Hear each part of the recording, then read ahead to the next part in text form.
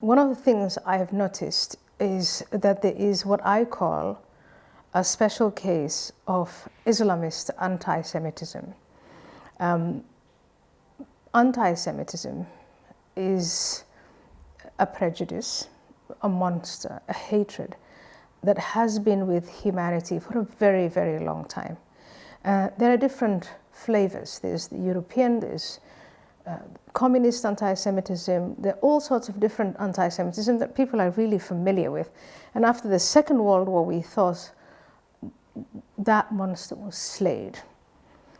Never again was, the 1945 motto. Now we are being confronted with what to Europeans and Americans, to Westerners, is a new phenomenon, and that is the Islamist-driven anti-Semitism.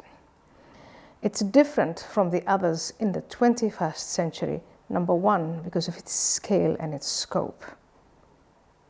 Those who are seeking to delegitimize Israel and to promote the hatred of all Jews are seeking, they're targeting 1.5 billion people on this planet, and they want to spread that cancer to them. Scale and scope. Second problem, they're using, in the West at least, they're embedding this in the narrative of social justice. Israel is occupying Palestinian lands, unfair colonization, imperialism, that's the narrative that's used. And finally, the third point that makes it very difficult for people to address the special case of Islamist anti-Semitism is that they set these moral traps. If you start to point out that there is plain and blatant anti-Semitism committed by some of these Islamists, they'll say, but it's Islamophobia. All hatreds should be treated equally. And I think that makes it, in the 21st century, a really very, more difficult. I know in this country you're dealing with Jeremy Corbyn in the Labour Party, but everybody recognizes what Corbyn says and does for what it is.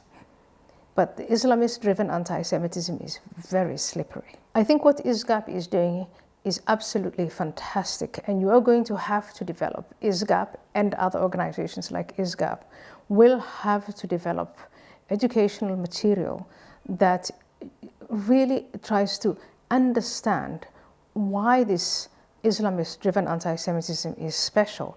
And you'll have to go and seek the people, their targets, Muslims. And a lot of Muslims find themselves in vulnerable places, in refugee camps, in countries that have no freedom, that are economically challenged. And so people in these countries are so much easier to manipulate than, say, in the West. So you'll have to find these audiences, and you will have to try to educate them and train them and have them understand what we as human beings have in common.